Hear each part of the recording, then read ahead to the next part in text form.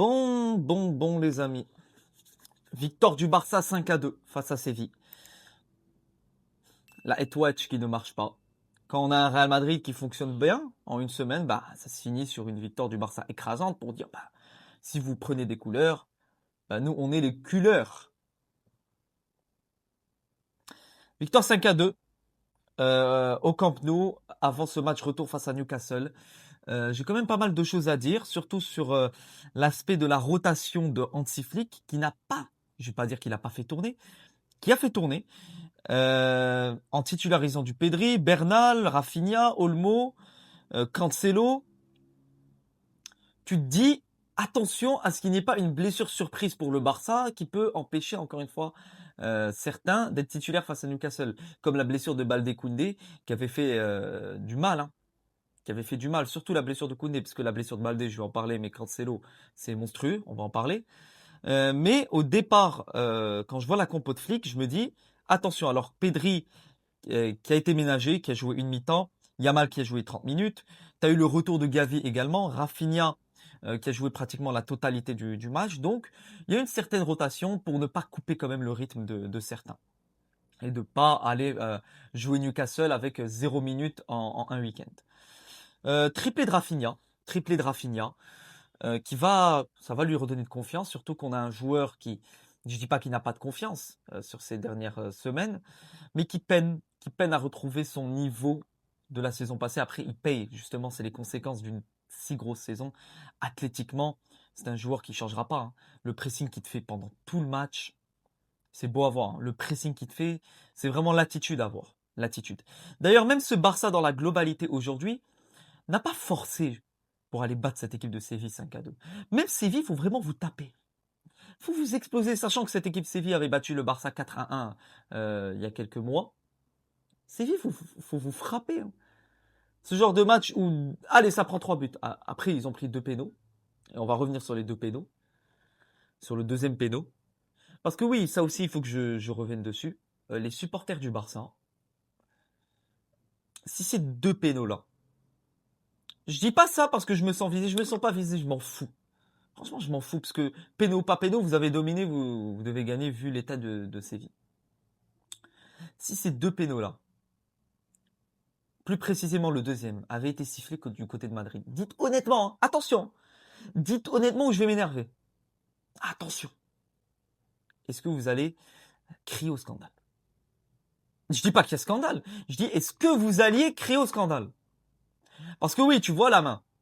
Tu vois la main, oui, il est allongé, et ça aussi, c'est quelque chose, je dois me reposer cette question, on doit tous poser cette question, c'est la règle des mains au niveau des pénaux. Un coup, la règle, elle change, mais elle est interprétée d'une autre manière. Un coup, on te dit main d'appui, un coup, on te dit non, elle est décollée du corps. Là, la main, elle n'est pas en guise d'appui, elle est au sol. Le mec, il est au sol, il tend la main. Tu as Cancelo, s'il a envie, il part sur le joueur, donc ça touche la main. Peut-être involontairement. C'est comme si je viens sur toi, je vais te prendre le ballon, touche-le de la main, touche-le. Allez, je prends le ballon, touche-le de la main. Il y a péno. Ah bah oui, il y a péno. Mais c'est toi qui vas vers lui. Là, dans ce cas-là, il tend la main.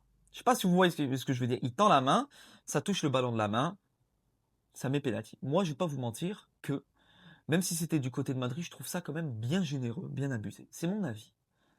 Vous pouvez aller fouiller toutes mes autres vidéos. Je n'ai pas besoin de l'avis de certains.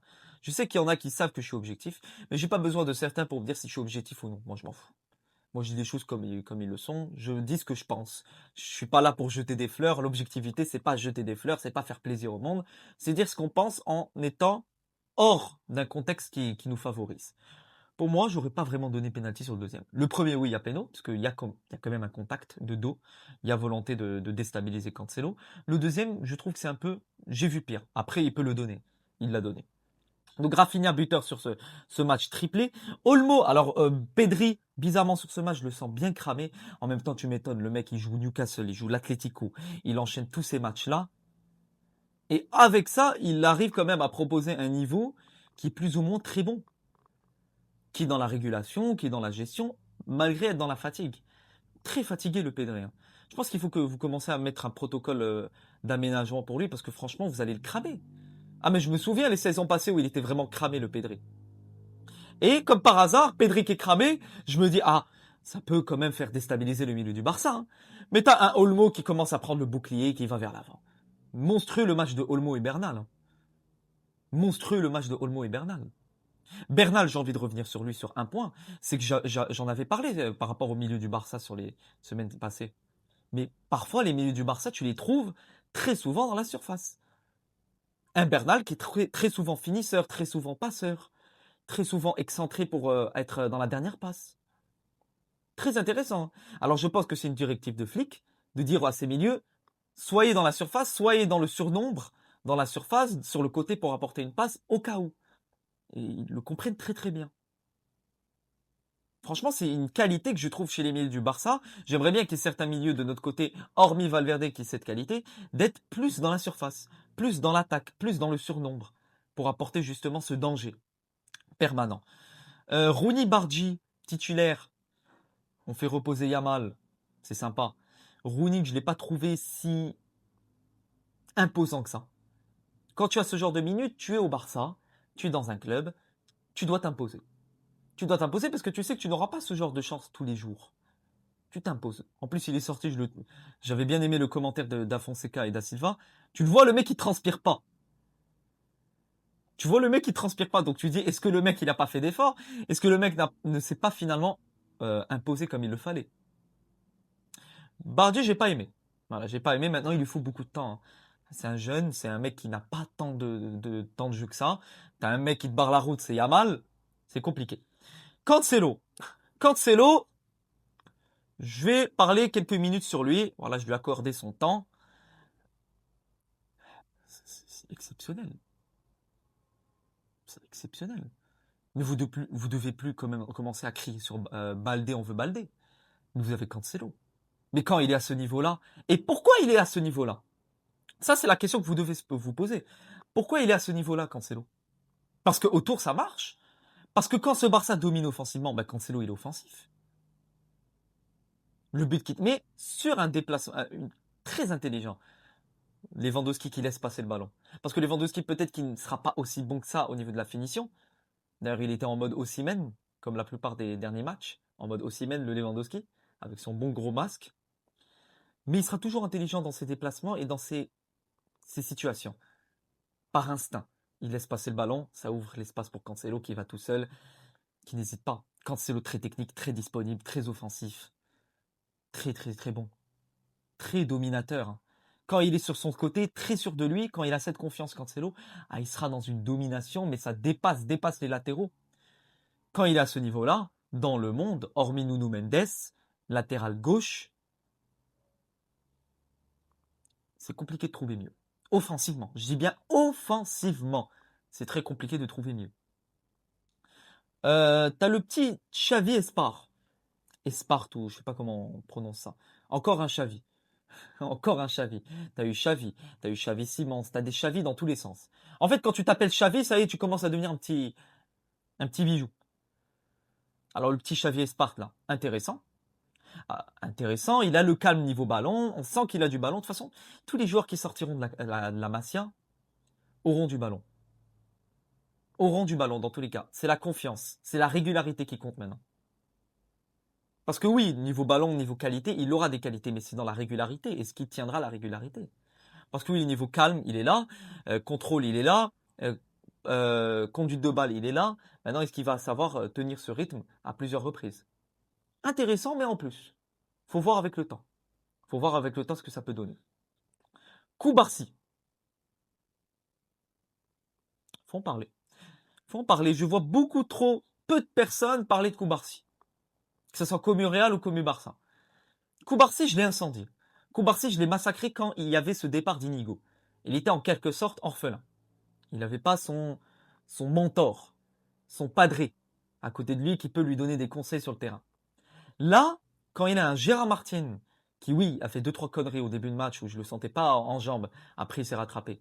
Quand tu as un Gérard Martin, Koubarsi, je sens qu'il est plus dans cette confiance, moins dans le stress, plus dominant, plus sûr de lui. Et imaginez Si le Barça recrute en été un Bastoni ou un Schlotterbeck cet été, mais t'auras Koubarsi prime.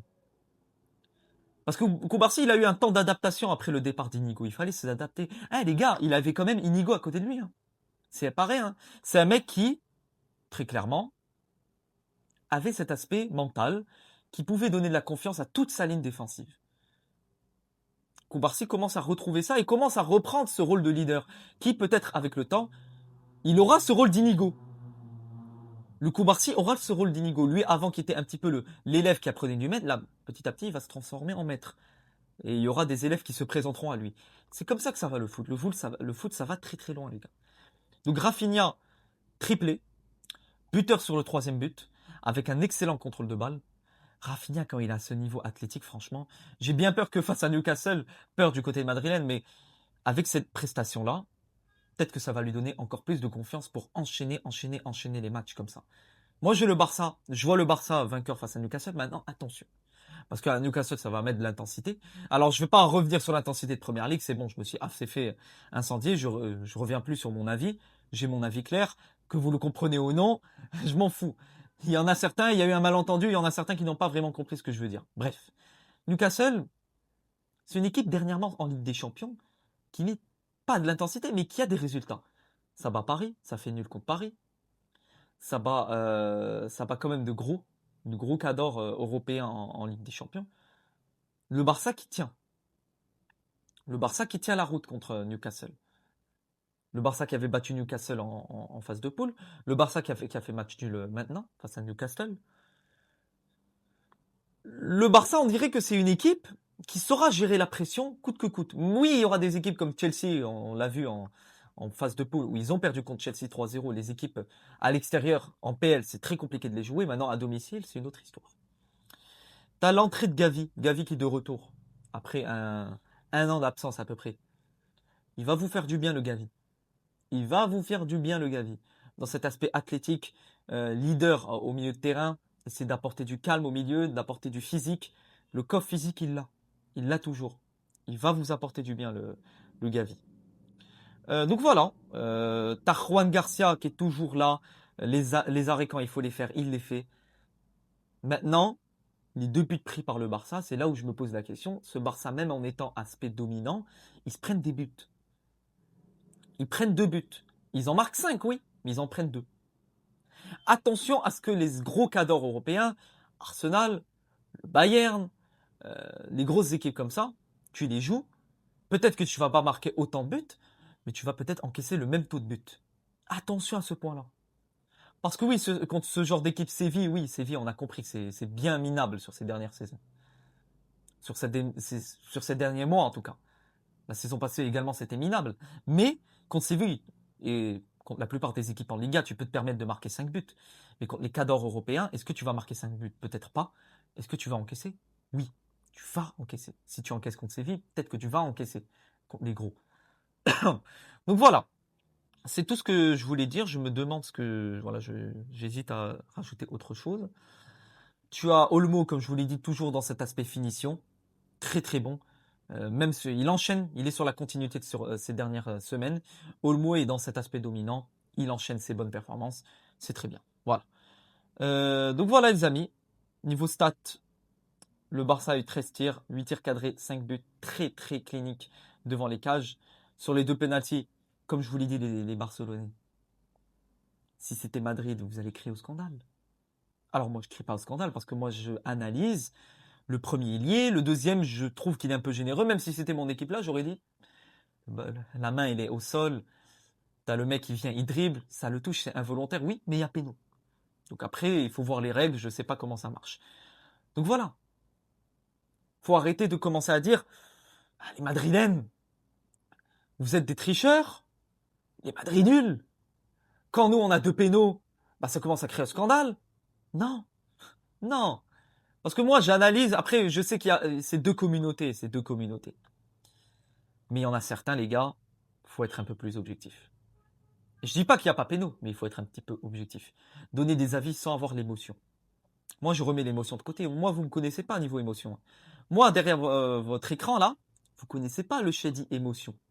Vous connaissez pas le supporter du Real Madrid. Parce que si vous le voyez, je vais être insupportable. Je vous le dis direct. Moi, quand j'analyse, je mets mon émotion de côté. J'essaie d'analyser. C'est très compliqué, hein, mais j'essaie de le faire.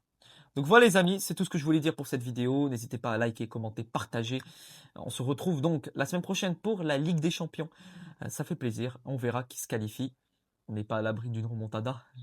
J'espère pas. Prenez soin de vous. À la Madrid, Inadamas. Et à bientôt pour de nouvelles aventures. Ciao les amis.